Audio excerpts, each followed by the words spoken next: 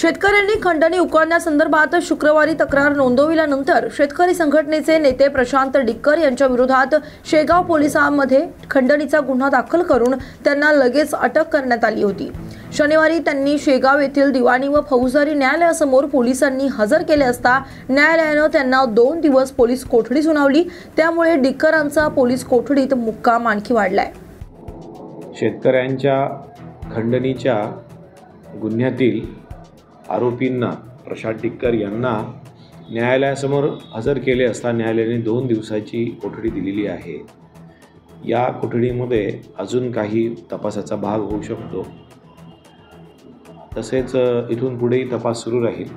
आजही काही शेतकऱ्यांनी निवेदन दिलेली आहे, त्याप्रमाणे तपास सुरू राहील। न्यायालयात केव्हा त्यांना हजर करणार आहे? पुढे मंगळवारी 25 तारखेला पुन्हा हजर करणार आहे। लोटे परशुराम येथील श्री संत ज्ञानेश्वर माऊली जीवन मुक्तिधाम सेवा संस्थांच्या गोशाळा संदर्भातील विविध मागण्यांसाठी गोशाळा संस्थापक भगवान कोकरे महाराज यांनी 17 मार्च पासून उपोषण सुरू केले आहे। पुढच्या 8 दिवसांमध्ये कोकरे महाराज यांच्या मागण्यांसंदर्भात पुढच्या 8 दिवसांत अधिकारी आणि कोकरे महाराजांसमवेत बैठक होणार आहे।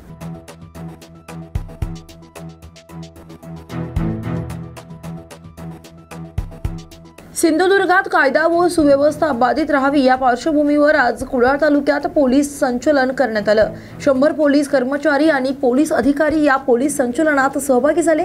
सोशल मीडियाचा वापर करताना काळजी घ्या, अफवांवर विश्वास ठेवू नका, शांतता राखा असे आवाहन पोलीस उपविभागीय अधिकारी विनोद कांबळे यांनी केले। सिंधुदुर्ग पोलीस दलाच्या वतीने आज रोजी आगामी सण उत्सवाच्या पार्श्वभूमीवरती जिल्ह्यामधील कायदा सुव्यवस्था अबाधित राहावी या अनुषंगाने आज रोजी रूट मार्च घेण्यात आला होता। सदर आपला जिल्हा खूप शांतताप्रिय जिल्हा आहे। सांप्रत काळामध्ये सोशल मीडिया अतिशय प्रभावी माध्यम आहे। सोशल मीडिया माध्यमावरून ज्या इमेजेस व्हिडिओ मजकूर प्रसिद्ध होतो, त्यामुळे अफवा पसरणार नाही याची नागरिकांनी कृपया काळजी घ्यावी। असे कुठले मजकूर फॉरवर्ड करण्यापूर्वी खात्री करावी आणि आक्षेपार्ह मजकूर जर आढळत असतील तर तात्काळ पोलीस स्टेशनला संपर्क साधावा, जेणेकरून असे मेसेज प्रसारित करणारे जे संबंधित आहेत त्यांच्यावर आपण ठोस कारवाई करता येईल। सर्व नागरिकांना पुन्हा एकदा नम्र विनंती आहे की जिल्ह्यातील कायदा सुव्यवस्था अबाधित राहावी याकरता कृपया सिंधुदुर्ग पोलिसांना सहकार्य करावं। जय हिंद, जय महाराष्ट्र। उपमुख्यमंत्री अजित पवार हे आज बारामती दौऱ्यावर आहेत। तब्बल 1 महिन्यानंतर अजित पवार हे बारामती दौऱ्यावर आले असून त्यांना भेटण्यासाठी कार्यकर्त्यांनी त्यांच्या सहयोग निवासस्थानी गर्दी केली आहे। त्या ठिकाणी अजित पवार यांनी बारामतीतील प्रशासनातील अधिकाऱ्यांची बैठक देखील बोलावली। यानंतर अजित पवार हे बारामती शहरात 8 वाजेपर्यंत अनेक ठिकाणी सांत्वन भेट देणार आहेत।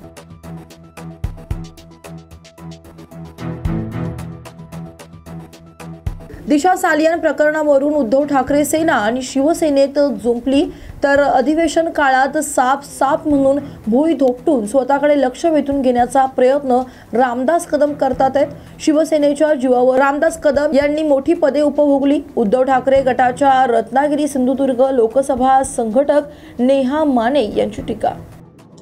नमस्कार, मी नेहा रवींद्र माने, रत्नागिरी सिंधुदुर्ग लोकसभा संपर्क संघटक।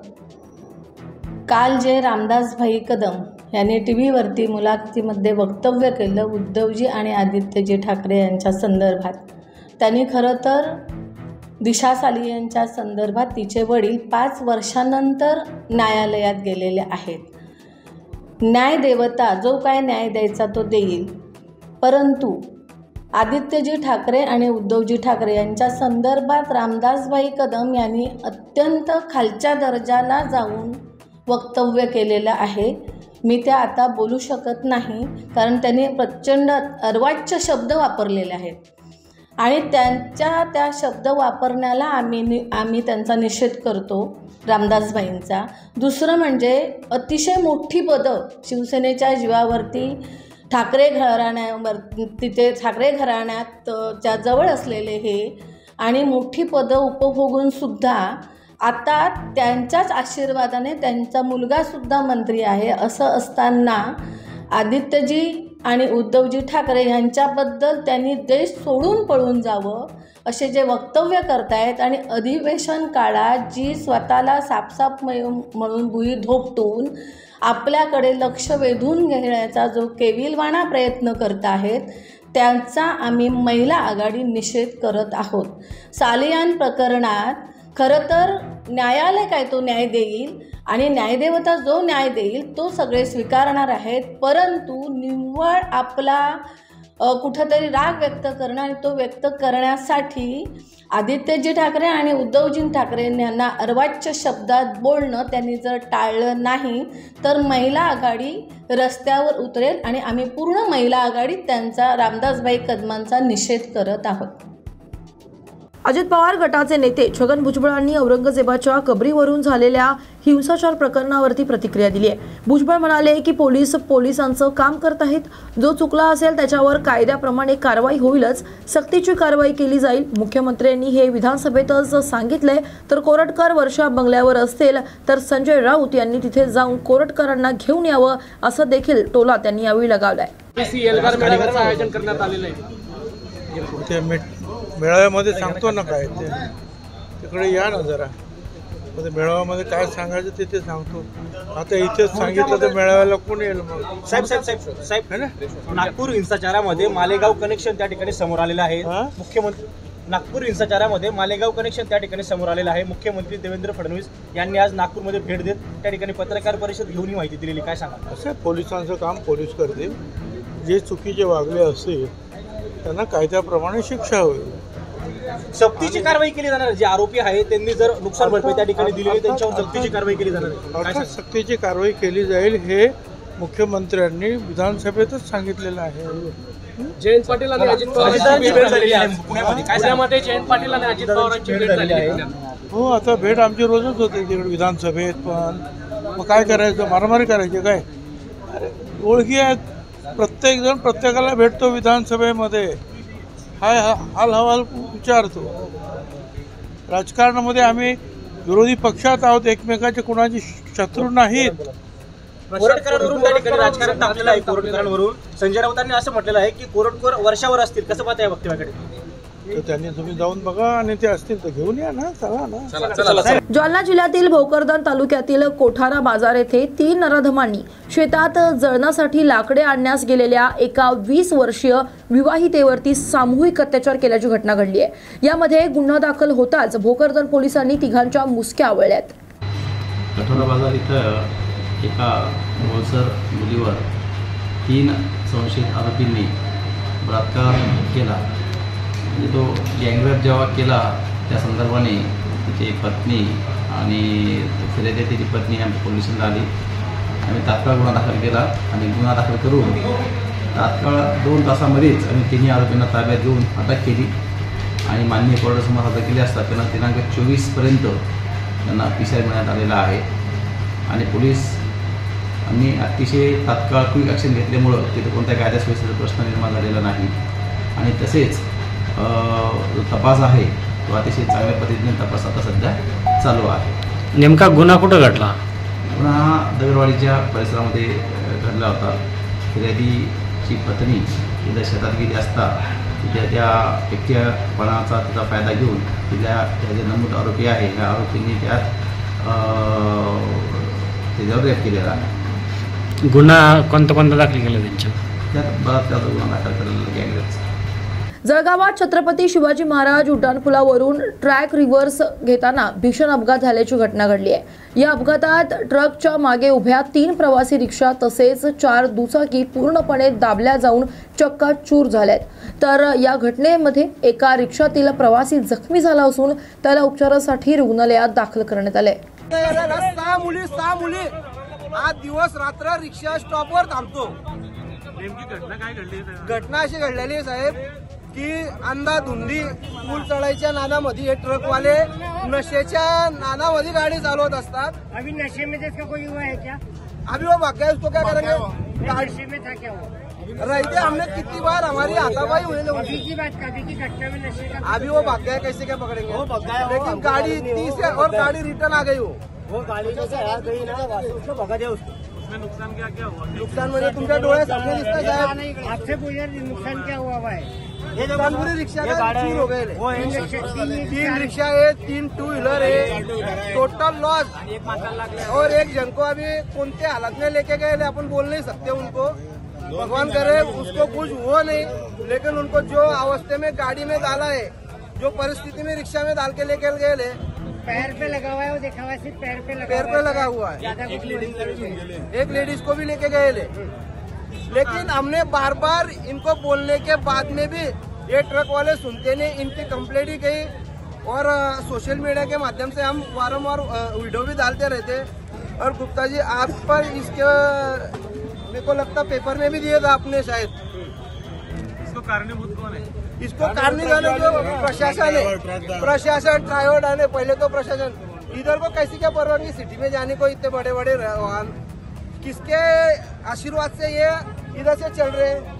या तो पहली बात तो ये पुल का नुकसान हो गए, वो इसका जो जीरो है वो डायरेक्ट उतरती. क्या टर्न लेंगे वहाँ पे? पूरे खेड़ेगांव को जाने वाले लोग खड़े रहते वहाँ पे. खेड़ेगांव में जाने वाले ना, उनको रुकने को जगह है. बस का टर्न भी बैठता नहीं उधर से आने बाद, ये इधर से ना. इधर उन्होंने ब्रेकर की मांग कर करके हम थक गए. आपलं नाव आणि पद? माझं नाव विजय बांदर. मी एक रिक्षा चालक आहे. मी स्वतः ड्रायव्हिंग करतो रिक्षा चालवची. परंतु आम्हाला रोज या ठिकाणी त्रास होतो. इथून स्टेशन आहे दादरा, तिथंही लावला त्या साईड रॉंग साईडनी सुद्धा या सिमेंटच्या गाड्या घुसत राहतात धक्क्याच्या. हे मोठे मोठे जे ठेकेदार आहे, जे व्यापारी आहे, हे कुणाच्या जीवावर, हे स्वतः हे नाही आहे, यांचे दादा गाड्यांचे ड्रायव्हर आहे. आम्हाला या गाड्यांचं नुकसान स्वतः मालकाला बोलवा आणि आम्हाला या गाड्या भरून दिल्याशिवाय आम्ही गाडी हलवून देणार नाही. अन्यथा ती ट्रक आता माझ्या. भांडूपमधील मशिदींवरील अनधिकृत भोंग्यांप्रकरणी आज भाजप नेते किरीट सोमय्या यांनी त्यांच्या कार्यकर्त्यांसह भांडूप पोलीस ठाणे येथे जाऊन पोलिसांची भेट घेतली आहे. यावेळी भांडूपमध्ये मशिदींवरील भोंगे पोलिसांनी दिलेल्या परवानगीबद्दल किरीट सोमय्या यांनी काही प्रश्न उपस्थित केले. सदर मशिदींवरती असलेल्या भोंगे यांना परवानगी देताना मशिदीची कागदपत्रे तपासणी केली नाहीत, ज्यामुळे या मशिदींवरील भोंग्यांना परवानगी देऊ नये. 48 तासात जर हे भोंगे काढले गेले नाही तर भाजप रस्त्यावर उतरेल असा इशारा किरीट सोमय्या यांनी दिलाय. ठाण्यामध्ये आलेला होता आणि या ठिकाणी पोलिसांनी अखेर आता परवानग्या दिलेल्या आहेत मशिदींना, परंतु त्या परवानग्या देखील अनधिकृतपणे दिलेल्या आहेत असं तुम्ही आरोप करता. काय सांगता? आम्ही पोलिसांना वॉर्निंग दिली आहे. एक महिन्यापूर्वी आम्ही येऊन यांना सांगितलं होतं भांडूपमध्ये अनेक अनधिकृत मस्जिदीला बेकायदेशीररित्या भोंगे वाजवले जातात. आता फक्त असं काहीतरी एका लेटर हेडवर ऍप्लिकेशन आली आणि यांना परमिशन देऊन टाकली. म्हणजे भांडूप पोलीस स्टेशनने बेकायदेशीररित्या ही जागा त्यांची अधिकृत आहे नाही आहे, भोंगे कोण वाजवतोय किती, आणि परमिशन मध्ये लिहिलंय 42चं व्हॉल्यूम असेल, पण बाहेर 142चं व्हॉल्यूम असतं. त्यांना 7 दिवसाची मुदत दिली आहे. हे बेकायदेशीर दिलेल्या परवानग्या सगळ्या रद्द करावे लागणार. परमिशनच्या नावाने जे अनधिकृत मशिदीला लाऊडस्पीकर दिले जात आहेत आणि हे जे लेन जिहाद मशिदीच्या नावाने चालवलंय ते भांडूपमध्ये आम्ही चालू देणार नाही. सर, घाटकोपरमध्ये असेल, आपण मध्ये पाहिलेलं की मोठ्या प्रमाणात असे नियमबाह्य पद्धतीने भोंगे लावण्यात आलेले आहेत, परंतु भांडूपमध्ये सुद्धा अशी परिस्थिती आहे, परंतु याच्यावर अद्यापही कुठल्याही ठोस ऍक्शन्स घेतल्या गेलेल्या नाहीये. घाटकोपर पोलीस स्टेशनने आता मान्य केलं आणि ते सगळ्या अनधिकृत भोंगे काढले. भांडूपमध्ये आज त्यांना वॉर्निंग दिले. मी फक्त 48 तासाची त्यांना मुदत दिली आहे. असा प्रकार ते कोणी येतो आणि त्याला 3 महिने सकाळी 6 ते रात्री 10 पर्यंत भोंगे वाजवायचे वाटेल त्या आवाजात, हे त्यांनी 48 तासात बंद नाही केलं तर इथे भारतीय जनता पक्षाचे कार्यकर्ते याच पोलीस स्टेशन मध्ये ठिय्या आंदोलन करणार. अपने पुलिस को जिस तरह से लाउडस्पीकर लगे जा रहे हैं, इलीगली वो लाउडस्पीकर लगाए, क्या कहें? 1.5 महीने पहले इसी पुलिस स्टेशन को मैंने टाइम दिया था. आज उन्होंने 10 मस्जिद को परमिशन दिली. सिर्फ एक लेटर हेड पे एप्लीकेशन आई. ये जगह उसकी है, अनधिकृत जगह, सरकार की जगह, जो नो डेवलपमेंट जोन CRZ में मस्जिद बनाकर उसके ऊपर लाउडस्पीकर और उसका वॉल्यूम जी में आया इतना मैंने भांडुप पुलिस स्टेशन को वार्निंग दी है। 48 घंटे में इन सब के खिलाफ अनधिकृत मस्जिद पर अनधिकृत जो लाउडस्पीकर लगे एक्शन नहीं हुई तो भारतीय जनता पार्टी के कार्यकर्ता इसी पुलिस स्टेशन पे ठिय्या आंदोलन करेंगे।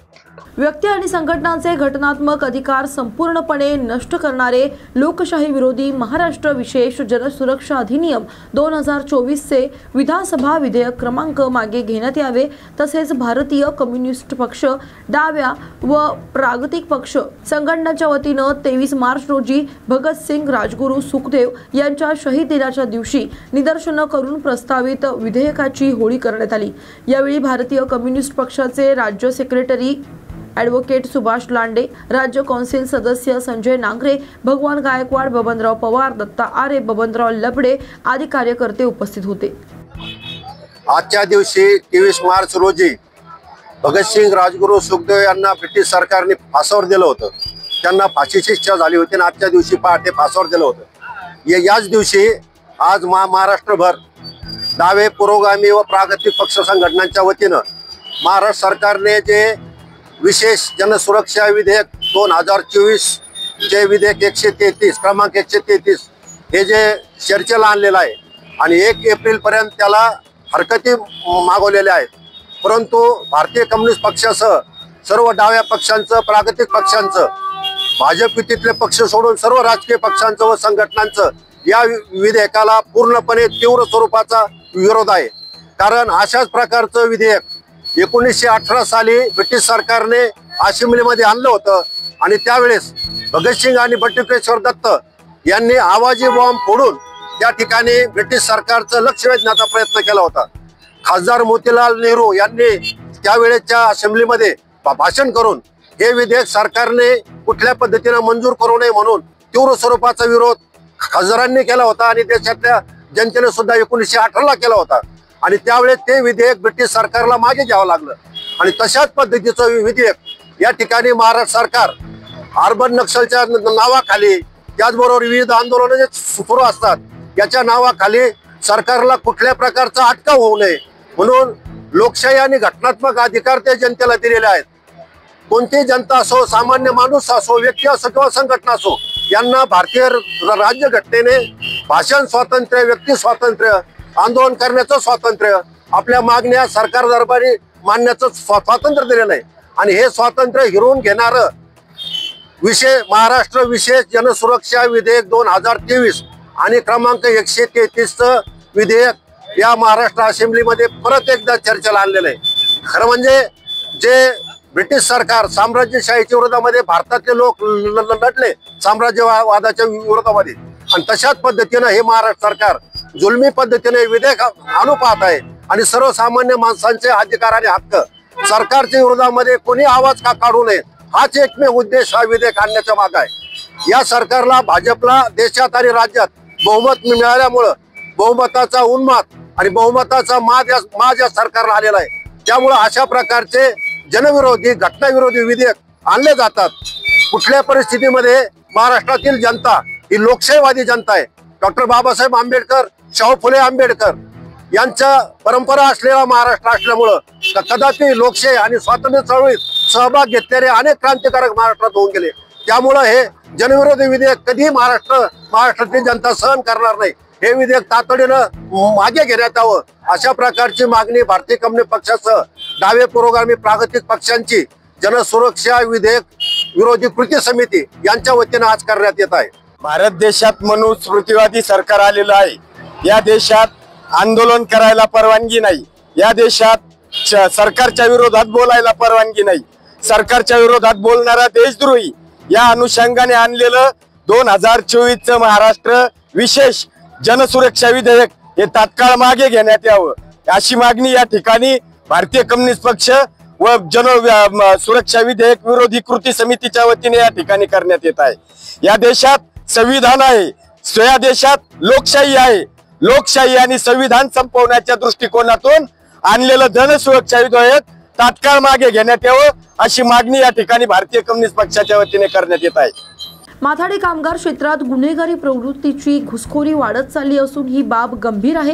याबद्दल महायुती सरकार नक्कीच तोडगा काढेल असा विश्वास यावेळी माथाडी संघटनेचे प्रमुख माथाडी कामगार नेते नरेंद्र पाटील यांनी दिलाय। मला स्पीकर बंद करा, स्पीकर बंद, 1 मिनिट बंद करा सांगा, ठीक आहे ना, थोडा वेळ बंद करा। काय सांगाल आज तुम्ही या ठिकाणी काही भाऊक आणि काही आपल्यावर घेतलेलं आहे माथाडी कामगारांबद्दल, त्या कायद्याबद्दल काय सांगाल? खरं म्हणजे मराठा आणि माथाडी चळवळीचे जनक कैलासवासी आमदार अण्णासाहेब पाटील यांची 43वी पुण्यतिथी आज कांदा बटाटामध्ये, माथाडी भवनमध्ये आणि महाराष्ट्रातल्या विविध जिल्ह्यामध्ये आणि महामंडळाच्या कार्यालयामध्ये अभिवादन करण्याचा कार्यक्रम या ठिकाणी संपन्न होत आहे।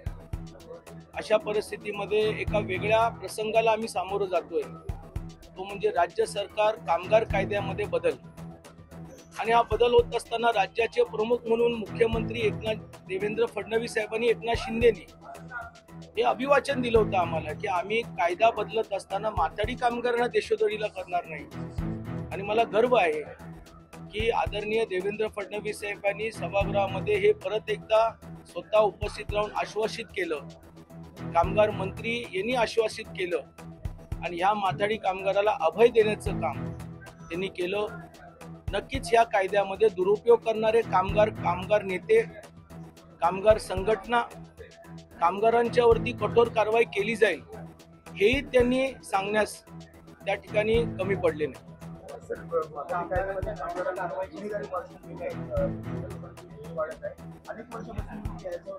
खरं म्हणजे काही कामगार नेते, काही अधिकारी वर्ग डोळे बंद करून काम करतात असं वाटतं। म्हणजे गुन्हेगारी लोकांच्या बरोबर संगनमताने माथाडी बोर्डाचे चेअरमन त्यांनी सांगितलेल्या कामगारांना ऑर्डर काढतात, टोळ्या काढतात, ज्याचा उल्लेख सभागृहामध्ये प्रवीण दटकेंनी दिला। न काम करता माथाडी कामगारांच्या मजुरीच्या नावाखाली खंडणी गोळा होते हे सगळ्यांना माहित होतं, पण कुणीच बोलत नव्हतं। पण काल सभागृहामध्ये पहिल्यांदा विधानसभा आणि विधान परिषदेमध्ये ही खूप चांगली चर्चा झाली। सरकार या ठिकाणी योग्य कारवाई करतील। आताचा बदल हा कारखानापुरता मर्यादित होता, परंतु भविष्यामधला हा कायदा दुरुपयोग करणाऱ्या लोकांकरिता काही नवीन बिल आणावं पुढच्या जुलै महिन्याच्या अधिवेशनामध्ये, असंही आम्ही मुख्यमंत्री देवेंद्र फडणवीस साहेबांना विनंती केली। नवी मुंबईमध्ये LIGची घरं, माथाडी कामगारांची घर आज बांधली का? नाही। घरं कधी बांधली? मग आयुक्त झोपले होते का? तुमच्या त्या विभागाचे अधिकारी झोपले होते का? आणि खरं म्हणजे आज सगळ्यात मोठा षडयंत्र आहे। आताच निवडणुका झाल्यात आमदारकीच्या आणि आता रिडेव्हलपमेंट नवी मुंबईमध्ये मोठ्या प्रमाणामध्ये सुरू असताना या LIGची घरं बेकायदेशीर आहेत असं बोलायचं आणि तोडायचं नाही। दुसऱ्या बाजूला कुणीतरी त्यांना जाऊन भेटणार आणि सांगणार की तुम्ही आम्हाला हिचं बिल्डिंग बांधायचं कॉन्ट्रॅक्ट द्या, आम्ही तुम्हाला चांगली घरं बांधून देऊ। म्हणजे काय झालं? जी लोक रिडेव्हलपमेंट करायच्या मनस्थितीमध्ये नाही, घरं चांगली आहेत, ती घरं मुद्दामून अतिक्रमणकाच्या नावावरती पाडायची आणि बिल्डरांना रस्ता मोकळा करून द्यायचा। मी आजच्या याच्यामध्ये 2 आमदार आमच्या या नवी मुंबईमध्ये आहेत भाजपच्या, गणेशजी नाईक साहेब स्वतः मंत्री आहे, मंदाताई म्हात्रे या ठिकाणी आमदार आहेत, ज्याला LIG मध्ये लोकांनी मतदान केलेलं आहे।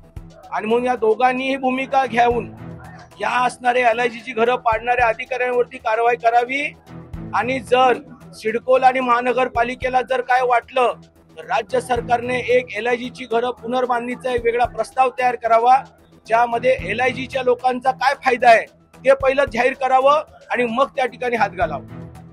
चोपडा कृषी उत्पन्न बाजार समितीत गेल्या काही दिवसांपासून हरभऱ्याची मोठ्या प्रमाणावरती आवक वाढली आहे। अजून शेतामध्ये बऱ्याच शेतकऱ्यांच्या शेतात हरभरा गोळा करून ठेवला गेलाय।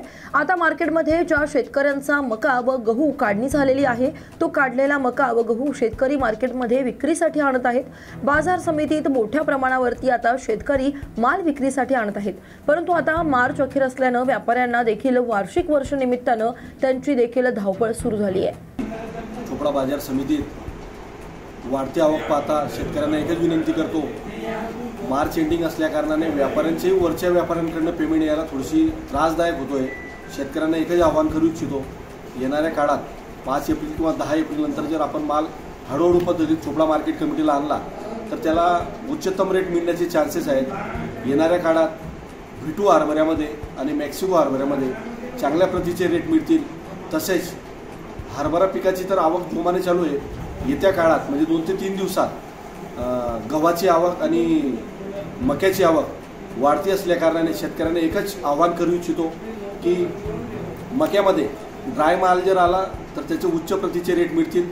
तसेच चोपडा बाजार समितीत शेतकऱ्यांसाठी आपण जे सुविधा केलेले आहेत, आपल्या चोपडा तालुक्याचे कार्यसम्राट आमदार साहेबांच्या माध्यमातून चोपड्यात येणाऱ्या शेतकऱ्याला येताना चहा पाण्याची व्यवस्था आमची मार्केट कमिटी 2 सत्रामध्ये त्यांना करत असते।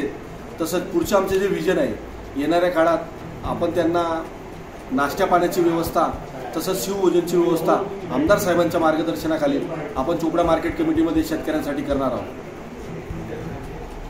चोपडा बाजार समितीमध्ये दादर गावरान जी दादर म्हटलो आपण, की गावरान दादरला सुद्धा 3300 ते 3800 4000 रुपयापर्यंत उच्च प्रतीचे रेट चालू आहेत। गव्हाचे सुद्धा 2700 पासून तर 3000 पर्यंत चांगल्या क्वालिटीचे गहू आहे। मी शेतकऱ्यांना एकच कडकडीची विनंती करतो, तुम्ही जर तो गहू क्लीन करून पाठवला तर इथं जे आपण खाणारे म्हणतो 1-2 क्विंटलवाले जे म्हणतो, तर 3000 ते 3200 रुपये क्विंटलपर्यंत असा गहू मोजला जातो। तसेच 1400 ते 1600 मावचरचे जर मक्याचे मावचर असलं तर त्याला 2100-2200 पर्यंत रेट आपल्या चोपडा मार्केट कमिटीला मिळत असतात। आबा काही जे शेतकरी आहे त्यांचं असं म्हणणं आहे की जे लिलावाची जे वेळ आहे 11चा, तर तो 11 ऐवजी 10ला जर केला तर तेवढं शेतकऱ्यांना सोयीस्कर होईल। काय याच्यावर काय आपली प्रतिक्रिया? शेतकरी बांधवांची जी विनंती आहे ती एकदम योग्य आहे, पण व्यापाऱ्यांचे जे वरचे रेट असतात ते जनरली 11 वाजेला वरच्या मार्केटचे रेट खुलत असतात। आणि आम्ही शेतकऱ्यांना एकच विनंती करू इच्छितो की 11 वाजेला जर लिलाव स्टार्ट झाले तर जर रेट खुलते राहिले तर आपल्या शेतकऱ्यांचे 50 रुपये 100 रुपये क्विंटलच्या मागे फरक पडत असतो। जर रेट खुलते प्लस निघाले तर तो फायदा आपल्या बेनिफिट आपल्या शेतकऱ्यालाच होत असतो। त्यामुळे मी शेतकऱ्यांच्या कळकळीची एकच विनंती करतो, आपण शेतात 4 महिने पिकाला थांबतो, बाजार समितीत जर आपण 4 घंटे 3 घंटे जर जास्त वेळ दिला तर आपल्याला त्याचा फायदाच होणार आहे, त्याच्यात आपल्याला नुकसान होणार नाही। आणि आपण शेतकऱ्यांना थांबण्यासाठी एक सुसज्ज असं शेतकरी निवासही केलं आहे। शेतकऱ्यांची कुठेच आम्ही गैरसोय होणार नाही याची आम्ही पुरेपूर काळजी घेत असतो। छत्रपती संभाजी महाराज आणि छत्रपती शिवाजी महाराजांबद्दल आक्षेपार्ह विधान करून इतिहासकार इंद्रजित सावंत यांना जीवे मारण्याची धमकी देण्याचा आरोप असलेला नागपूर येथील पत्रकार प्रशांत कोरटकर हा गेल्या 25 दिवसांपासून फरार आहे। यावरून मराठा आंदोलक मनोज जरांगे पाटील यांनी मुख्यमंत्री देवेंद्र फडणवीस यांच्यावर जोरदार टीका केली आहे। मला काय सांगाल की आज महत्त्वाची मराठा समाजाची बैठक घेण्यात आलेली आहे। मुंबई मोर्चानंतर आज पहिल्यांदा पुन्हा एकदा मराठा समाज तुमच्या पाठीशी उभा राहिलेला आहे। काय आज तुम्ही महत्त्वाचा निर्णय घेतलेला आहे? मराठा समाज माझ्या पाठीशी उभा राहायला जे आपलं म्हणणं आहे ते मराठा समाज पाठीशीच आहे। काय कारण ते काय काही ज्यांनी उचललेल्या राजकीय पक्षांच्या त्यांनाच वाटतं फक्त, कारण मी ज्या समाजासाठी पोटतिडकीनं काम करतो, मॅनेज होत नाही, फुटत नाही, इमानदारीनं काम करतो समाज म्हणून, तो समाज जाईल बरं कसा दुसरीकडे। आणि मी काय वाईट करतो, त्यांचे लेकर अधिकारी व्हावात हे स्वप्न बघतोय गोरगरीब मराठीचे, त्यांचे व्यावसायिक बनाव, ते मोठे व्हावात, त्यांनी उच्च शिक्षण घ्यावं, त्यांना नोकऱ्या लागाव्यात। आई बापांनी कष्ट केले आणि लेकरं नोकऱ्याला लागत नाहीत, सुखी होत नाहीत, समाधानी होत नाहीत, आयुष्य खाक व्हायला लागले, खाक राख रांगोळी व्हायला लागलं माझ्या गरीब मराठ्यांच्या पोराचं। ते मोठं करण्यासाठी मी काम करतो। मग कोणत्या पक्षात मराठा असू द्या, त्याच्या लेकराचं कल्याणच होणार आहे, त्याच्या लेकराच्या कल्याणासाठी मी काम करतोय। मला सोडून कसे जातील ते? कसे जातील? 4-2 सोडून द्या, राजकीय फायद्यासाठी नेते ते करतात, पण पक्षातल्या मराठ्यांना सुद्धा वाटतं की आपल्या लेकरांच्या भविष्यासाठी ते मोठे व्हावेत लेकरं, म्हणून मनोज जरांगे पाटील काम करतात, त्यांच्या पाठीशी उभा राहायचं। आणि हे पहिल्या टप्प्याने सिद्ध केलं। पहिला टप्पा म्हणजे खरं सांगतो तुम्हाला फक्त 20 तालुक्याचा होता, फक्त 20 तालुक्यात होता। प्रामाणिक सांगतो मी, कधीच मीडियाला खोटं नाही बोल। आज आम्ही जास्त आनंद यासाठी येतो, आम्ही एक मराठा सेवक गावात द्यायचं ठरवलंय गोरगरिबाच्या अडचणी सोडवण्यासाठी। तो मालक नाही, तो मालक म्हणून नाही, शाखा अध्यक्ष म्हणून नाही, तालुका प्रमुख म्हणून नाही, तो समन्वयक म्हणून नाही, काही नाही, फक्त पक्षाचा संघटनेचा तो नसावा। सगळ्या गावातल्या मराठ्यांना, पक्षातल्या संघटनेतल्या गोरगरिबांना, व्यावसायिक नोकरी असणारे कर्मचारी असणारे सगळ्या मराठ्यांना धरून चालणारा तो असावा। आणि मराठा सेवक असा असावा की त्यांनी सगळ्या जातीचे कामं करावे। हा याला आम्ही मराठा सेवक म्हणायला लागलो. जरी त्याला मराठा सेवक नाव वाटलं तरी तो सगळ्या जातीचे कामं करणार. याच्यासाठी आम्ही एक ठरवलं होता, एक या ते 20 गावचे 20 तालुक्याचे सगळेच आले. पहिली बैठक आमच्या अंतरवलीत तिथं मंडप पुराणा आणि तिथं दुपारून लाईट जाते आणि प्रचंड उकाड आहे. लोक तर पडतील म्हणून आम्ही छत्रपती भवनला जाऊ. तिथं गेलो, तिथं बसायला जागा पुरायना. आता मंगल कार्यालयात आलो. आता तुम्हीच सांगा मंगल कार्यालयात बसायला जागा होती का नव्हती? इतके मराठे कधीच लांब जाऊ शकत नाहीत आणि मी काय वाईट करत नाही. पुरं जीव गेला तरी मी मराठ्यांपासून हटत नाही आणि मराठ्याला न्याय दिला सोडत नाही. न्याय दिल्याशिवाय मी सोडणार नाही. कारण शेवटी माझ्या समाजाचा सगळ्यांनी वापर केला, राजकारण्यांनी केला. धर्माच्या नावाखाली बी आम्हाला त्या मारामाऱ्या करायला ठेवलं, दंगली करायला ठेवलं. आम्हाला कुणीही हिंदू म्हणून आम्हाला कुणीही मोठं केलं नाही. उलट हिंदूतल्याच काही लोकांनी आमच्या छत्रपतीचा अपमान केला, ते बी आरवाच्या भाषात. की वाईट वेळ जाणून बुजून मराठ्यांवरती यांनी आणली. पण मी मात्र एका दोरीत मराठा समाज आणलाय, एकजूट केलाय आणि पुढच्या काळात मराठ्यांचा दरारा कायम ठेवणार आणि मराठ्याकडला प्रगतीकडे नेणार म्हणजे नेणार. आता आरक्षणातून नोकरी शिक्षणात जातील, आम्ही व्यवसायाकडे सुद्धा मराठ्यांना आणणार. प्रचंड ताकदीनं मराठ्यांच्या पाठीशी उभारून मराठ्यांना आम्ही बळकट बनवणार आहेत. आमच्या गोष्टी गावात जाणं माहीत होणं गरजेचं होत्या, गल्लीपर्यंत जाणं गरजेचं होतं आणि गल्लीतली गावागावातली अडी अडचणी आम्हाला माहीत होणं गरजेचं होतं. म्हणून आम्ही प्रत्येक गावात मराठा सेवक नेमलो. 6 जूनच्या आत महाराष्ट्रातल्या कानाकोपऱ्यातल्या प्रत्येक गावात मराठा आम्ही उभा करणार आहेत, प्रत्येक गावात सेवक उभा करणार आहेत. मग तो विदर्भात खानदेशात कुणबी असो किंवा मराठा असो, कुणबी आणि मराठा आम्ही एकच. आम्ही ते जोडणार. कोकण, मुंबई, पश्चिम महाराष्ट्र आणि मराठवाडा पूर्ण व्यापून टाकणार. एक सेवा करणारी फळी, मालक म्हणून नाही तर सेवक म्हणून, नोकर म्हणून आम्ही समाजाचं काम करायसाठी बाहेर येणार. भेद न करणारा मराठा सेवक असा की तो कोणत्या पक्षाचा संघटनेचा नसणार, तो समाज म्हणून काम करणार, तो दारू पिणारा नसणार. ह्या आमच्या त्यांच्यापर्यंतच्या अटी असणार. आणि या दरम्यान नागपूरमध्ये जो काही नुकसान झालेलं आहे याची नुकसान भरपाई करण्याचं आश्वासन देवेंद्र फडणवीसांनी दिलेलं आहे. त्याचबरोबर ज्यांनी दंगल घडवून आणली त्याचं काही खरं नाही. जाऊन तिकडे त्याचं विचार जाऊ नका मला इथून पुढे. मी जसं छगन भुजबळचं विचारून देत नाही तुम्हाला, तसं इथून पुढं याच्यावर काही भरोसा नाही. हे देवेंद्र फडणवीसवर हे बेरचे बाहेर सोडून देणार आहे मी याला. खरंच याचे प्रश्न विचारतो, याचं काही खरं नाही. ते जरी नुकसान भरपाई देईन म्हणला ना, काही देणार नाही. मी सांगतो तुम्हाला तुमच्या सगळ्या प्रश्नाचं उत्तर.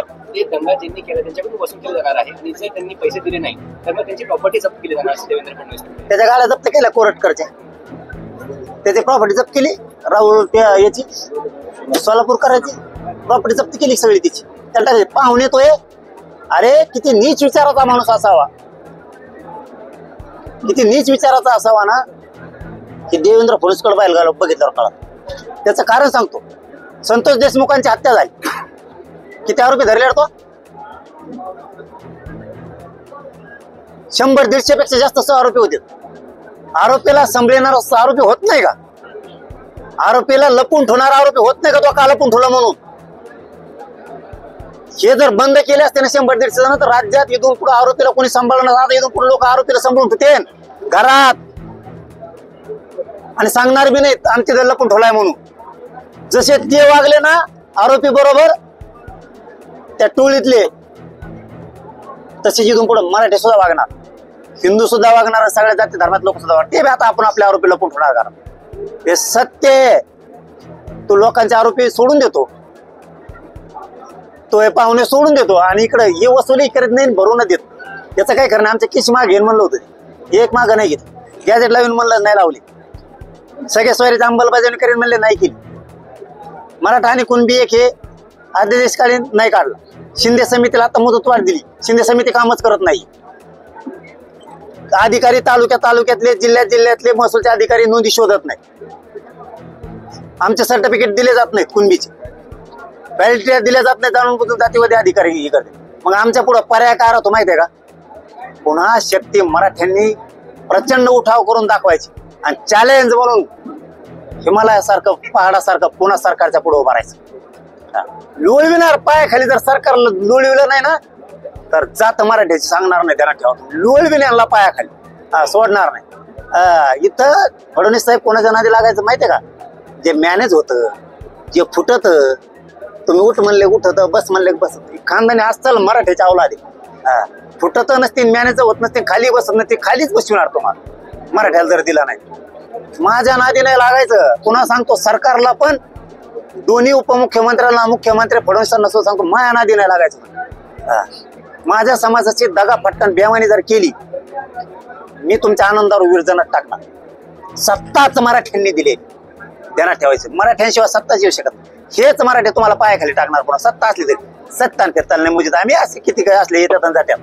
मराठ्या पुढं सत्ता चॅलेंज नाही, मराठ्या सगळ्यांना चॅलेंज. तुम्ही ध्यानात ठेवा शब्द यो, तुम्ही जर आरक्षण नाही दिलं तर मला पळता भूई कमी नाही केली तिथून पुढे तुम्ही माझ्या नादी नाही लागायचं. मला आरक्षण पाहिजे. सगळ्या भाजपातल्या मराठ्यांना, आमदाराला आणि मंत्र्याला सांगतो, एक गोष्ट खरी, फडणवीसांना म्हणा आमच्या वस्तू देऊन टाका. सगळ्या ठरलेल्या मागण्या 9 मागण्या आहेत आमच्या, त्या सगळ्या देऊन टाका. शब्द तोंडातून काढत नाही फडणवीस साहेबाबद्दल.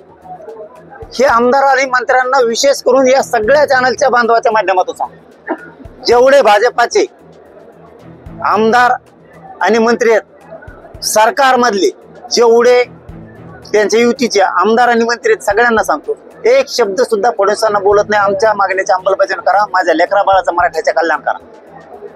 एक शब्द बोलत नाही. पण जर दिलं नाही तर मला जातीपेक्षा मोठं कुणी नाही, आणि माझ्या जातीला बी स्वतःच्या लेकरापेक्षा जातीपेक्षा मोठं कुणी नाही. सरकार फिरकार मोठं, सरकारला सुद्धा तुडीणार मराठी पायात. ते चॅलेंजने सांगतो. आणि माया नादी पुन्हा सांगतो, लागू नका. आमच्या मागण्याची अंमलबजावणी गोडीत करा. तुम्ही बिचाऱ्या धनगर बांधवांना फसवलं कोड करून, म्हणून जरा फसू शकत नाही. बिचारे गप्प बसली ती. पण मी गप्प बसणारातला नाही. जातीला उंचीवरच नेऊन दाखवणार मी. असा जातवाने एखाद्या जिरवीन म्हणलं ना, जिरवीतच असतं.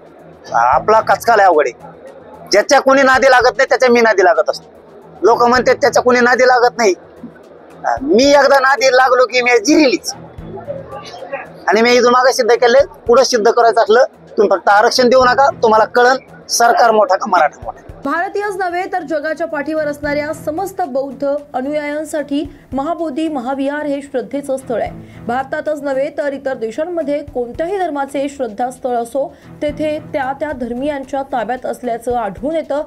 भगवान बुद्धांच्या विचारांना हरताळ फासण्यात येत आहे. या संदर्भातच टेम्पल ऍक्ट 1949 तात्काळ रद्द करण्यात यावा व महाबोधी महाविहार बौद्धांच्या ताब्यात द्यावं, यासाठी नांदेड येथील भिक्खू संघाच्या वतीनं दिनांक 25 मार्च रोजी 2 लाख अनुयायांसह मोर्चा काढण्यात येणार असून हे आंदोलन युनेस्को पर्यंत पोहोचवण्यासाठी आम्ही प्रयत्न करत असल्याचे भिक्खू संघातर्फे आज पत्रकार परिषदेच्या माध्यमातून सांगण्यात आलं.